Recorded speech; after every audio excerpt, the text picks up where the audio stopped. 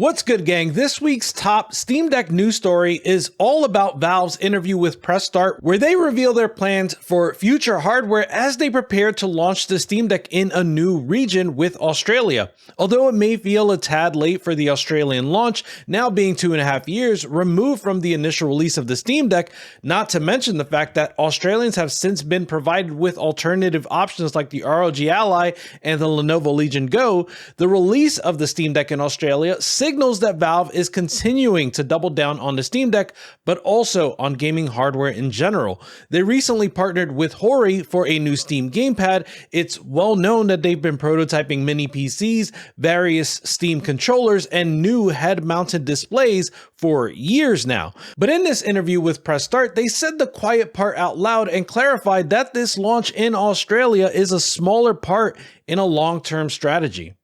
By the way, folks, my name is Rich. This is my weekly Deck News Roundup where I bring you the latest news around Steam Deck, other PC handhelds, and PC gaming at large. There are chapters for everything, so let's go ahead and get started, shall we?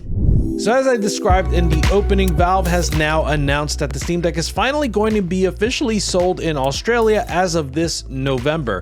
They announced this during PAX Australia, which is a 3-day gaming convention held in Melbourne, Australia. They even had this awesome countdown which committed to the idea that Valve simply cannot count to 3. Check it out. Oh, I can help with the countdown. Shipping in Australia in November of 2024. So come on inside and you can try it out for yourself in 5, 4, 2, 1, go. People that came to PAX Aus were able to try the Steam Deck at Valve's booth. As for pricing, the 256GB LCD will be 649 Australian dollars, the 512GB OLED will be $899, and the 1TB OLED will be $1049. The Australian launch comes much later than Valve may have anticipated, but they also revealed that it remained a priority for them all along. The Steam Deck was first announced in July 2021, and in that announcement, they said that the device will be first launched in US, Canada, UK, and the EU. Back then, the launch was scheduled for December 2021, with Valve expecting to land in other regions in 2022. Now, that initial launch got delayed to February 2022, but before then, Valve hosted a developer stream to address a bunch of questions the game development community still had about the Steam Deck. One of the things they addressed was what regions would get the Steam Deck next, and they said that they were looking for Japan and Australia to be the next ones up. Well, Steam Deck did eventually launch in Japan, South Korea, Hong Kong, and Taiwan in December 2022. They used a partner called Komodo to sell the Valve handheld in these new regions. Then, of course, the Steam Deck OLED launched in November 2023, and now with the Steam Deck coming to Australia in November 2024, it appears that Valve has had a Steam Deck launch every holiday season for the last 4 years. Technically, they missed that first holiday season in 2021, but clearly they had a holiday launch planned before they were forced to delay. Unsurprisingly, each of these launches have come with something that resembles a media blitz, at least as far as Valve is concerned. It's like they only do interviews once a year, and when they do, we always get a new tidbit of information confirmed by Valve themselves. This time, the interview comes courtesy of Press Start, which is a premier gaming outlet in Australia. Shout out to Press Start and Shannon Grixty for this enlightening interview. The first question Shannon asked Valve is why it took so long for the Steam Deck to come to Australia, and Lawrence Yang of Valve answered simply, quote, "The answer is really boring. It took until now to get everything lined up, so we needed to have logistics and shipping and a third-party logistics partner and all of that lined up before we could officially ship here, and now we can. If it could have been sooner, it would have been sooner," end quote. Next, Shannon asked whether or not Valve would be partnering with retailers such as EB Games, which they have done in the past for hardware being sold in Australia. A hardware engineer at Valve, Yazan Al-Dahayat, fielded this question saying, quote, "We wanted to be able to sell it through Steam, and part of that is that we're hoping that the investment we put into the infrastructure would allow us to sell future hardware in Australia much faster. We just want to do it once and do it correctly and pave the way for future things," end quote. From here, Lawrence Yang added, quote, "Now that Australia is part of our hardware shipping regions, and now that we're all set up, it'll be for all of our future hardware as well," end quote. So there we get indication from Valve, as clear as it can possibly get as far as Valve is concerned, that they are doubling down on future hardware, and they have big plans to ensure that they can ship as early as possible to more regions. Later in that interview, we got an even clearer indication of their plans. Shannon Grixty pointed out that Valve has released a lot of hardware in the past to varying degrees of success, but they've never released any follow-up iterations. Here, Valve made it very clear again that the Steam Deck is different, saying, quote, "We're working on future generations of this. Steam Deck is kind of the culmination of everything we learned making hardware up to that point with Steam Controller, Steam Machines, Valve Index, and Steam Link. And so we took all of those things that we learned and said, okay, here's Steam Deck as one package. And in that same token, we're going to take the learnings we have from Steam Deck and move it forward to future new hardware as well. So we have things that we're just not talking about today," end quote. Now, it's hard to say what hardware will be coming next from Valve, but they're being very clear with their intentions in this interview, and yes, indeed, even in this launch. This is just the beginning, and they have bigger plans for hardware launches in the future. Moreover, we've now seen a hardware launch from Valve in essentially every holiday season for the last 4 years, so what could that possibly mean for next year? What else could Valve possibly have lined up, and will we see it in November of 2025? What do you think? One more very cool update we got from this interview is that Valve is actually going to improve the battery life of the Steam Deck even further, at least for the Steam Deck LCD. They said, quote, "We are continuously investing in even first generation Steam Deck LCD. So we're constantly pushing software updates, firmware updates, all the improvements that we're able to get out of the old OLED, we always try to port it back to the LCD. So we have SteamOS 3.6 coming out soon. It's going to have, depending on the game and depending on the scenario, like 10 to 15% extra battery life for LCD," end quote. So it looks like Valve is going to take some of the battery life improvements that they were able to make with the Steam Deck OLED and essentially backport them into the Steam Deck LCD so that the LCD has 10 to 15% extra battery life, at least in certain scenarios. Now, you're going to be able to see that in the upcoming SteamOS 3.6 update, and Valve attributes these gains to their close relationship with the hardware vendors. Quote, "I think the biggest thing is the tight relationship the hardware and the software guys have. We do a lot of testing and optimizing, and also our relationship with AMD. Since we have a custom chip, we have a lot of levers we can pull and a lot of very specific changes we can ask for. We really do own the entire stack all the way down to the firmware, to the software, which is something I think is unique about Valve and the Steam Deck. Kind of hard to emulate for sure," end quote. Yeah, that's just another cool tidbit from Valve, and also goes towards explaining why they think the Steam Deck is, of course, still worth launching in Australia, even though it is 2.5 years old at this point. This is one of those things that Asus doesn't have with the ROG Ally, and Lenovo doesn't necessarily have with the Legion Go either, as great as those handhelds otherwise are.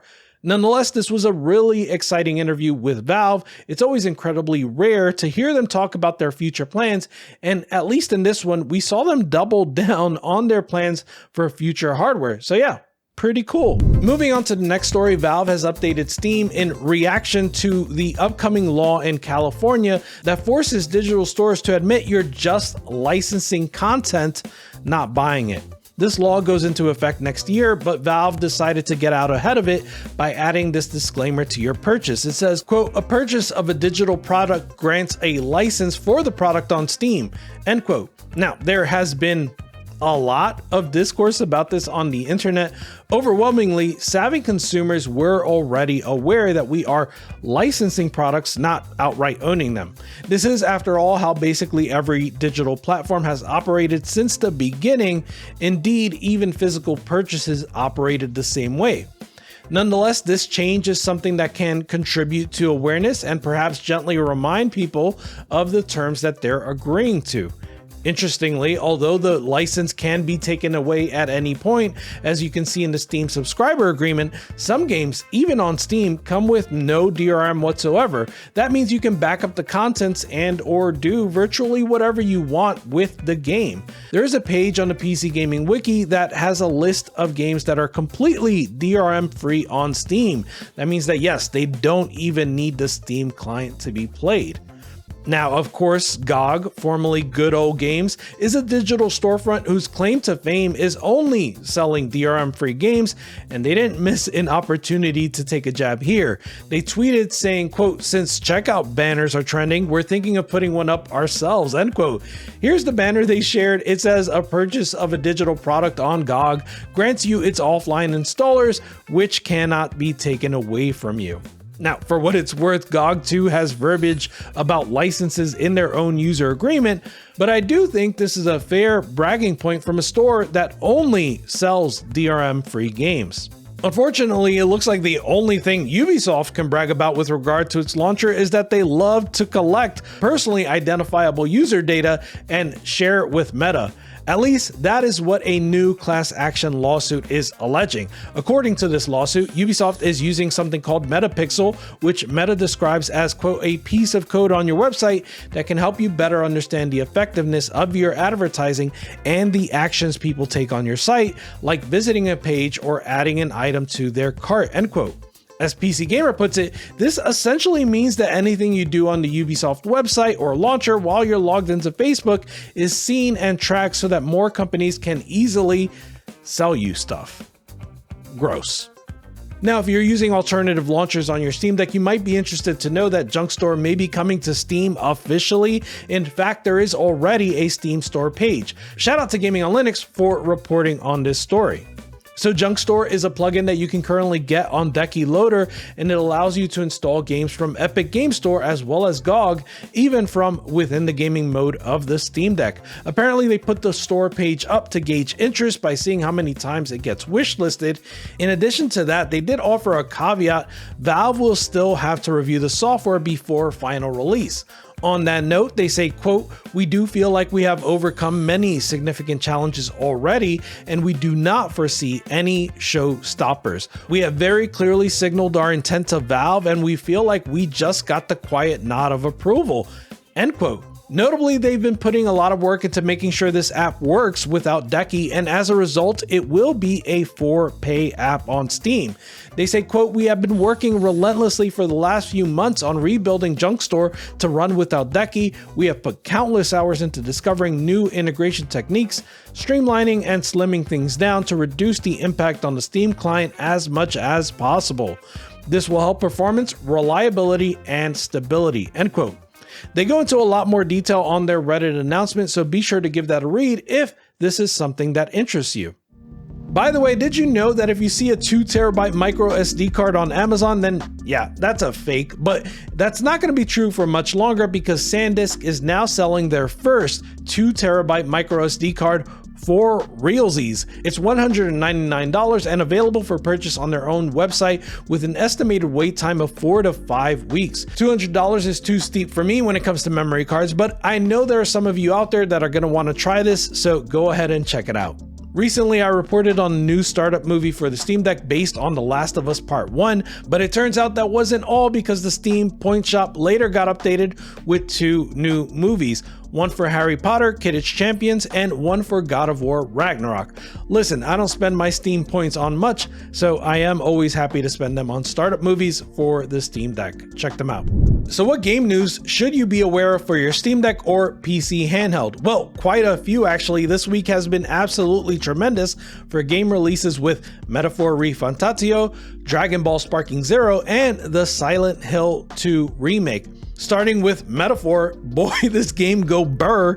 Not only has it gotten rave reviews, not only has it sold incredibly well, it's also reached an incredible peak of 76,000 people playing this game concurrently on Steam. That is astonishing for an Atlas game, given that their previous high was 17,000 with Persona 5 Royal. And of course, what better machine for RPGs than the Steam Deck? Now, Metaphor could absolutely be better optimized, but it does play well on the Steam Deck. Thankfully, Steam Deck HQ has hooked us all up with a performance video, a performance write-up, and their recommended settings. In any case, yeah, this is an absolutely killer game for your Steam Deck. Dragon Ball Sparking Zero has also gotten killer reviews, but playing this on deck has some weird quirks, including Linux users possibly being shadow banned as they're relegated to only being able to play with each other. First, being an arena fighter just like the Budokai Tenkaichi series, this game's logic is tied to its frame rate, and any dip in frame rate results in a visibly slower game. So at first, this game is completely unplayable on the deck, which cannot run this game at 60 FPS. But Steam Deck HQ has once again saved the day with a video and written guide that explains how to change the frame rate by modifying a single INI file. From there, you can set the frame rate to say 40 FPS and the game plays beautifully. But what about that shadow ban I mentioned? So according to this post on the Linux gaming subreddit, you can play this game online on Steam Deck, but it's limited to only other Linux users. Moreover, you can't play ranked. Importantly, you also have to get a somewhat matching FPS. So yeah, that's gonna limit who you can play this game with, but at least you can play it online nonetheless. So today I learned that famous YouTuber The Relaxing N has a second channel called The Relaxing N Plays, and he sometimes even does performance videos for PC handhelds. In this case, he did a performance video for the Silent Hill 2 remake where he compared gameplay on the Steam Deck OLED to gameplay on the ROG Ally X. Now, there is apparently still a driver issue with Z1 Extreme devices that causes shadows and volumetric fog to be missing. In any case, performance is not great on the Steam Deck with the intro running around 20 FPS. Sparingly, Silent Hill 2 can reach 30 FPS on the Steam Deck, but it seems hard pressed to hold it. This is not a game that I would recommend buying on the Steam Deck, but hey, at least it's possible to play. We did also get some interesting announcements for upcoming games. First of all, the PC port for Red Dead Redemption was finally announced. It looks like a solid port, but the $50 asking price is a tad high and perhaps worth waiting for a sale. We also got news that Alien Isolation will be getting a sequel. Not only that, but it will be developed by Creative Assembly, and the announcement was made on Twitter by Al Hope, who was the original game's creative director. Certainly, I'll be looking forward to this one. One title that was not on my bingo card was Tomb Raider 4 to 6 Remastered. So this includes Tomb Raider The Last Revelation and Tomb Raider Chronicles, which are both PS1 titles, as well as the troubled PS2 title, Angel of Darkness. Now, Aspyr has been releasing remasters left and right recently. Sometimes they miss the mark, like with Star Wars Battlefront Classic Collection, and sometimes they stick the landing, like with Tomb Raider 1 to 3 Remastered. While I do have high hopes that Tomb Raider 4 to 6 Remastered is going to fall into the latter category, I do worry that it's a tall order to make this latter trilogy playable in the modern era. It's not something I would personally aspire to.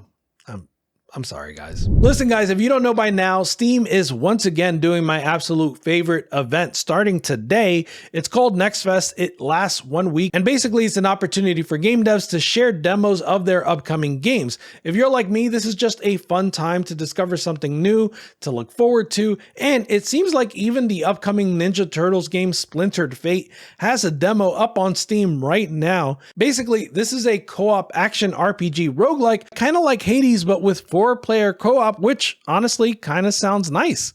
I'll probably do a community post or something with some of my favorite demos, so watch out for that later this week. All right, folks, that's going to do it for this week's episode. I hope you're all having a wonderful week.